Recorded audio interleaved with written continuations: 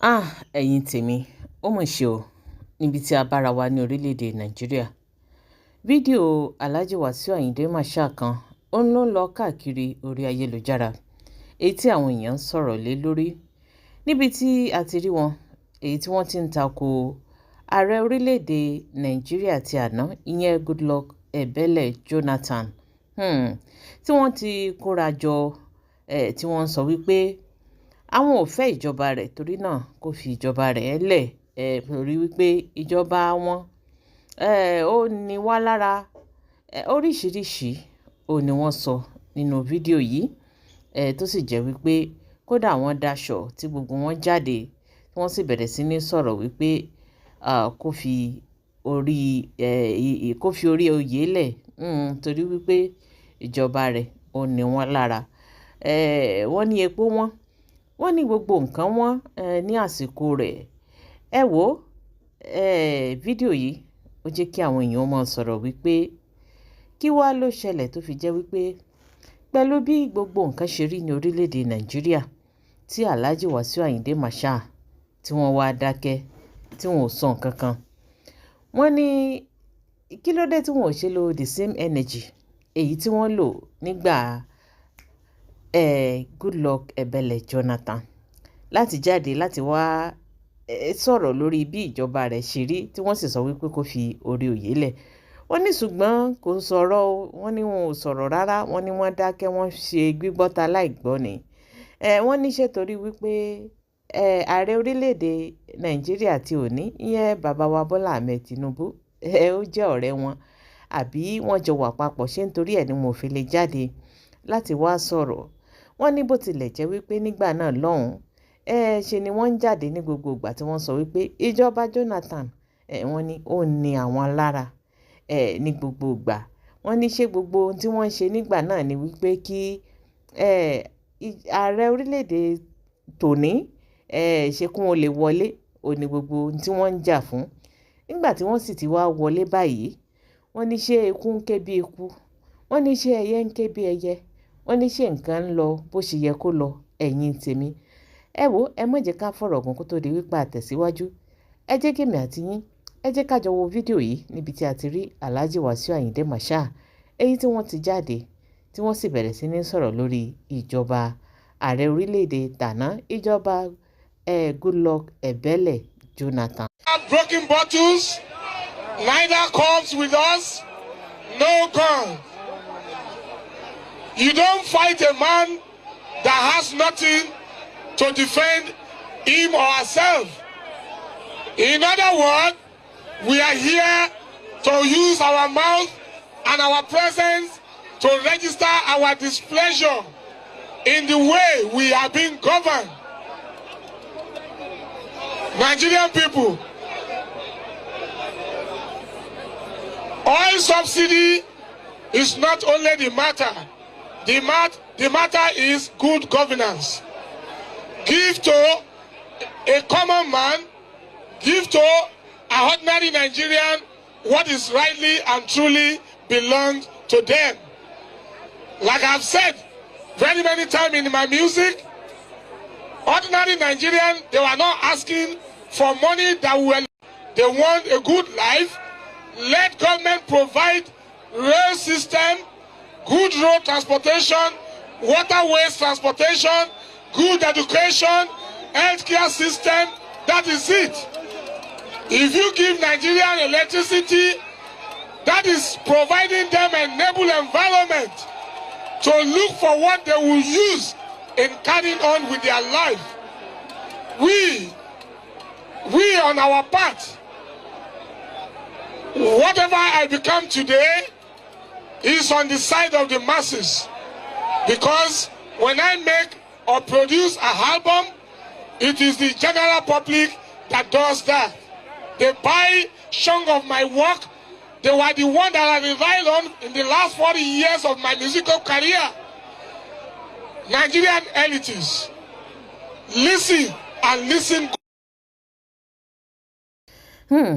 Abẹ́ẹ̀rí báyìí, fídíò ọ̀hún lẹ rí yìí o, ibi tí Alhaji Wasiu Ayinde Marshal, ibi tí wọ́n ti kó àwọn èèyàn jọ, tí wọ́n sì ń sọ̀rọ̀ tako ìjọba ààrẹ orílẹ̀-èdè tàná. Kí wá ló ṣẹlẹ̀? Kí ni tí ń ṣẹlẹ̀ lọ́wọ́lọ́wọ́ báyìí tó fi jẹ́ wípé àwọn náà ò lè jáde kí wọ́n lo irú ẹ́nájì èyí tí wọ́n lò nígbà wọn, tí wọ́n fi jáde láti wá sọ̀rọ̀, láti wá gbẹnu àwọn ọmọ Nàìjíríà sọ, tí wọn ò fi lè jáde láti wá tako ohun tí ń ṣẹlẹ̀ ní orílẹ̀-èdè Nàìjíríà lọ́wọ́lọ́wọ́ báyìí, ẹ̀yin tèmi. Àbí ṣé ká sọ wípé Alhaji ò gbọ́ gbogbo ohun tí ń ṣẹlẹ̀ ní orílẹ̀-èdè Nàìjíríà báyìí, bí wọ́n ṣe ń pa àwọn èèyàn, bí wọ́n ṣe ń jí àwọn èèyàn gbé, bí gbogbo nǹkan ṣe wọ́n gógó ní orílẹ̀-èdè Nàìjíríà, ṣé ká sọ wípé wọn ò gbọ́ ni? Àbí kí ni ká pè, ẹ̀yin tèmi? Ìdí nìyí tí àwọn èèyàn fi ń pè wọ́n wípé ó ti tó àsìkò kí wọ́n jáde. Tá a bá gbàgbé, a rí wípé actor Ọláìyá Igwe, àwọn náà jáde ní àsìkò ìgbà tí bàbá Tinubu tí wọ́n wọlé láti wọ́n. Kódà àwọn tẹ̀ tó lọ sí wọ́n lọ sókun, wọ́n lọ bẹ olókun, wọ́n lọ bẹ̀ ní hòhò ní gbogbo ìgbà náà lọ́hùn, tí wọ́n sì sọ wípé àwọn fẹ́ kí bàbá Tinubu wọn wọlé. Bàbá Tinubu ti wá wọlé o. Gbogbo nǹkan ló wá rí bó ṣe rí yìí. Ṣe la lérò wípé Ọláìyá Igwe ó yẹ káwọn náà ó lè padà lọ bá olókun gẹ́gẹ́ bí wọ́n ṣe bẹ̀bẹ̀ nígbà náà lọ́hùn wípé olókun àwọn ti dé o. Àwọn fẹ́ kí bàbá Tinubu kún wọlé o. Bàbá sì ti wọlé. Ìgbà tọ́rọ̀ sì ti wá tún wá rí bó ṣe rí yìí náà. Ó yẹ kí Ọláìyá Igwe, ṣe la lérò pé yẹ kí wọ́n padà lọ, kí wọ́n lọ kó ẹjọ́ bá olókun pé ọ̀rọ̀ ọjọ́ òní tá a bá wá ó ti yíwọ́ o. Nǹkan ò rí bí a ṣe fẹ́ kó rí, bó tilẹ̀ jẹ́ wípé ẹni tá a fẹ́ kó wọlé ó ti wọlé. Ṣùgbọ́n ọ̀rọ̀ ti wá dàrú ibi tí ọ̀rọ̀ gbé dúró yìí. Kí ni nǹkan tá a ṣe? Kí olókun kó ṣe kí ni? Kó ṣàlàyé ibi tá a bá bí a ṣe gbé ọ̀rọ̀ Nàìjíríà gbà. Ṣùgbọ́n àrí kí bàbá ó lọ o. Ọláìyá Igwe àti rí wọn ní etí òkun gẹ́gẹ́ bá a ṣe rí wọn nígbà tí bàbá fẹ́ wọlé. Wọ́n pọ̀ báhùn tó jẹ́ wípé ṣe ni wọ́n jáde tí wọ́n ní dáadáa o. Àfi kí bàbá ó wọlé, gbogbo nǹkan ó rí bó ṣe yẹ kó rí, gbogbo nǹkan ó máa lọ déédéé bó ṣe yẹ kó lọ. Ṣùgbọ́n gbogbo ohun tá à ń rí ìkọlà sáìn fún un. Àbí ṣé bí àníná àlómi òun là ń pariwo tẹ́lẹ̀? Bẹ́ẹ̀ sì ni insecurity náà, òun náà kún ara àwọn nǹkan tá a pariwo fún. Tí wọ́n sì fi jẹ́ kó yé wa wípé nígbà tí àwọn bá ti wọlé o, nǹkan ò rí bó ṣe yẹ kó rí, iná ó wà, omi ó wà, insecurity tá à ń rí tí wọ́n ń gbé yẹn lọ́tùn lósì yìí, wọ́n ní ò ní sí ń bẹ̀ mọ́. Èyí tá a wá ń rí yìí ó ti wá kọjá agbára. Bẹ́ẹ̀ ni gbogbo ohun tá à ń rí yìí ó ti kọjá agbára. Ṣé nígbà tí Goodluck Jonathan, àwọn olówó la gbọ́ pé wọ́n ń gbé, àwọn tó lówó lọ́wọ́ tí wọ́n fẹ́ fi san ransom la gbọ́ pé wọ́n ń gbé. Ṣùgbọ́n èyí tá à ń rí lọ́tẹ̀ yìí, àní àtolówó àti tálíkà òun ni wọ́n ń gbé. Àwọn ọmọ tálíkà gan ni wọ́n lọ ń kó nílé ìwé tí wọ́n ń gbé káàkiri.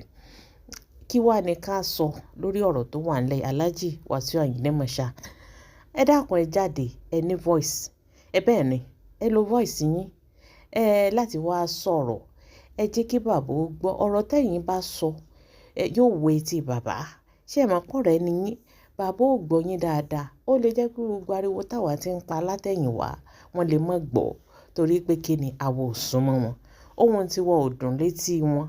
Ohun tí yín nìsí tẹ́ ẹ bá lè jáde láti wá bá wa bá bàbá sọ̀rọ̀. Irú ariwo tẹ́ ẹ pa lọ́jọ́ òní fún Goodluck Ebele Jonathan. Ẹ wá parú ariwo bẹ́ẹ̀, ẹ jáde ẹ kó àwọn èèyàn. Ẹ káwọn olórin ẹgbẹ́ yín, bẹ́ẹ̀ bó sì ṣàwọn olóṣèré náà ni, bó sì jẹ́ wípé àwọn tẹ́ ẹ jọ kóra yín nígbà náà lọ́hùn, ẹ kó wọn jáde. Ẹ wá bá wa bá bàbá sọ̀rọ̀. Bàbá ò gbóhùn yín, etí yín ohùn yín ó dùn létí bàbá. Ẹ bá wa bá wọn sọ̀rọ̀. Gbogbo ohun tá à ń rí yìí ó ti kọjá agbára. Ṣé ẹ mọ iye tí wọ́n ń ta gáàsì ní Nàìjíríà báyìí? Pàkéjì. Eléyìí máa gbẹnu tán. Nǹkan tí ń kọjá agbára o. Eléyìí kì í ṣe ń ta sáìn fún ni. Alhaji Wasiu Ayinde Marshal, Ọláìyá Igwe, ẹ dákun ẹ jáde. A nílò yín, ẹ wá lo ohùn yín. Ẹ̀yin ẹ bá wa lọ sétí òkun. Alhaji Wasiu Ayinde, ẹ bá wa sọ̀rọ̀. Ẹ kó àwọn èèyàn jáde. Ẹ pariwo síta. Ẹ jẹ́ káwọn èèyàn mọ̀ wípé gbogbo ohun tí ń ṣẹlẹ̀ ní orílẹ̀-èdè Nàìjíríà yìí náà ó kẹ̀yìn náà, ń kẹ̀yìn náà lára gẹ́gẹ́ bó ṣe ka yín lára ní ijó òní. Ẹ tún jáde, ẹ bá wa bá bàbá sọ̀rọ̀. eléyìí la tọrọ eléyìí la bẹ̀bẹ̀ fún un tá a bẹ̀bẹ̀ fún òjò báyìí lọ ẹ jọ̀ọ́ ẹ bá wa ṣí ẹ̀yin tèmi abẹ́ẹ̀rí ọ̀rọ̀ ló délẹ̀ yìí o pẹ̀lú gbogbo ọ̀rọ̀ tẹ́ ẹ gbọ́ lẹ́nu Alhaji Wasiu Ayinde Marshal àti gbogbo ohun tí ń ṣẹlẹ̀ ní orílẹ̀-èdè Nàìjíríà yìí àti àwọn tí wọ́n jáde láti wá pariwo wípé kí bàbá ó wọlé àtàwọn tó lọ etí òkun àtàwọn tí wọ́n jáde tí wọ́n wá gbẹnu àwọn ọmọ Nàìjíríà sọ̀rọ̀ kí ni tẹ́yin náà lérò wípé a lè ṣe ní àsìkò tá a dé yìí níbi tí ọ̀rọ̀ Nàìjíríà dé yìí kí lẹ lérò pé ká ṣe àbí kí lẹ lérò pé Alhaji Wasiu Ayinde Marshal táwọn náà lè ṣe nínú ọ̀rọ̀ yìí ẹ fi dáhùn yín ẹ fi sí orí comment section ẹ jẹ́ ká jọ sọ ẹ jẹ́ ká jọ jọ ire o.